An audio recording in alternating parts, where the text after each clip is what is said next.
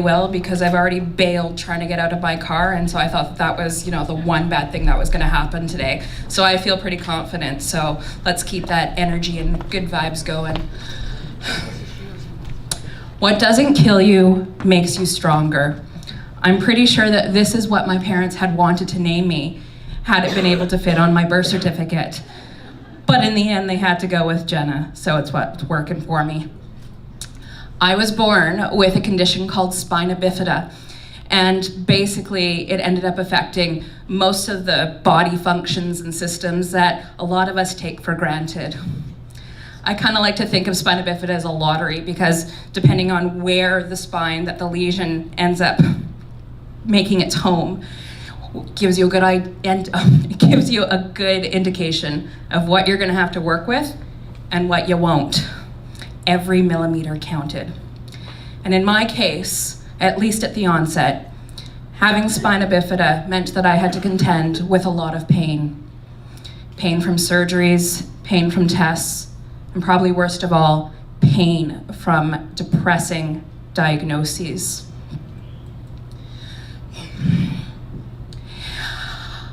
Sorry. It's hard to think about.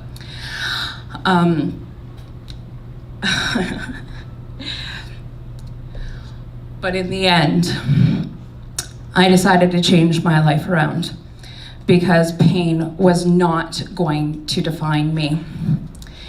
And so what I ended up doing was remembering one of the key moments in my life. And I'm not trying to say this to be theatrical, but I was very young, being in my hospital room, crying to my parents about the pain.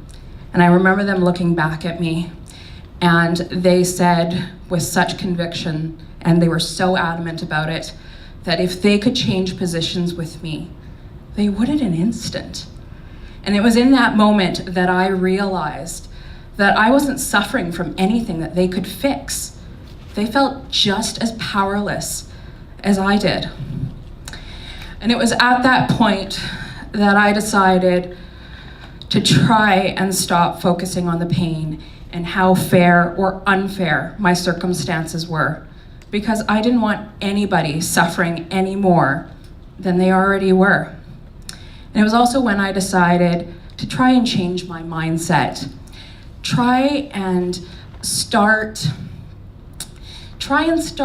really focusing on what I had to work with, and also how I did have a lot of strength to keep going. And it gave me a sense that this was my life, this was my norm, and embracing that, I was able to bounce back quicker. Some of you might really be able to understand what this might look like, soldiering through the pain while dealing with health challenges. And soldiering through the pain while dealing with health challenges, and trying to find the strength versus the weakness when it's so highlighted. What it might be a little different about my story is that I had a very special group of people around me who were going to be pivotal in teaching me that once you fell down or got knocked down, you had to fight to get back up.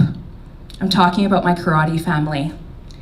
These people were undeterred by my not so great prognosis that my parents learned when I was born. The doctors thought that I'd never be able to sit up independently. They're right about some things and wrong about others. And what the owners of the karate school ended up doing was pushing my parents to have their world champions train me. Not too shabby, I might say. World champions or not, though, they had never trained anybody with my severity of physical challenges. And so it was a journey together to start to learn how to adapt the karate techniques, as well as helping me to adapt things in life.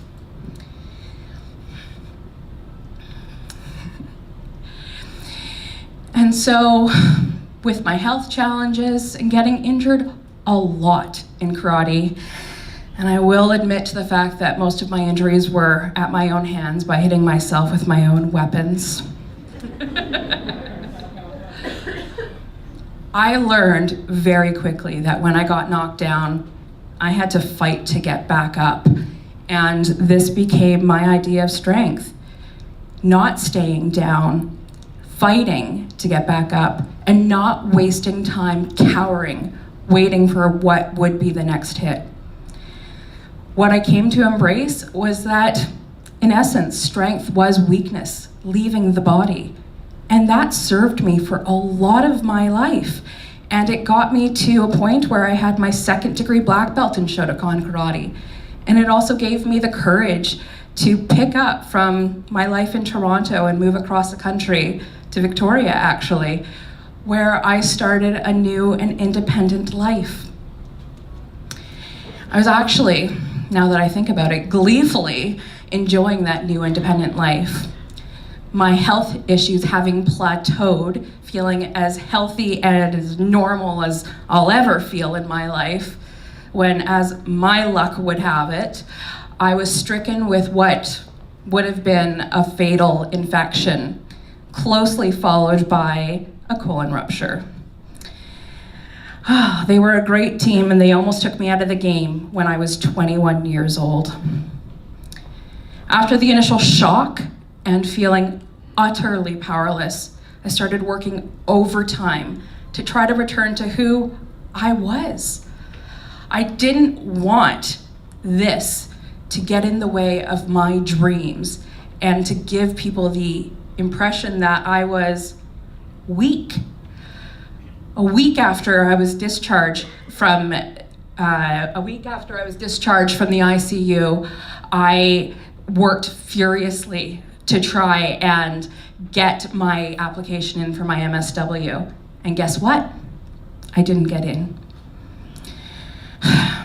Over the course of these different events in my life, I realized that you can be strong with your body, and sometimes you have to.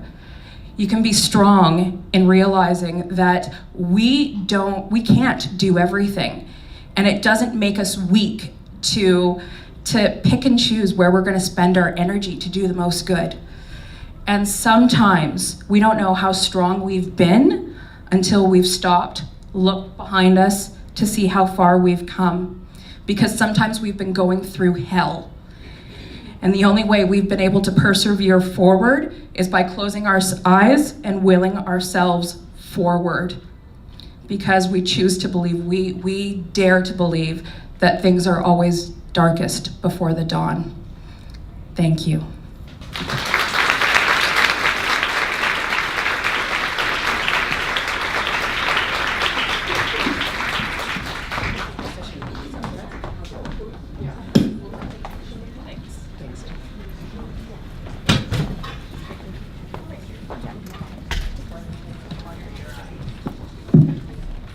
Do you want to come next to her? Or it doesn't matter.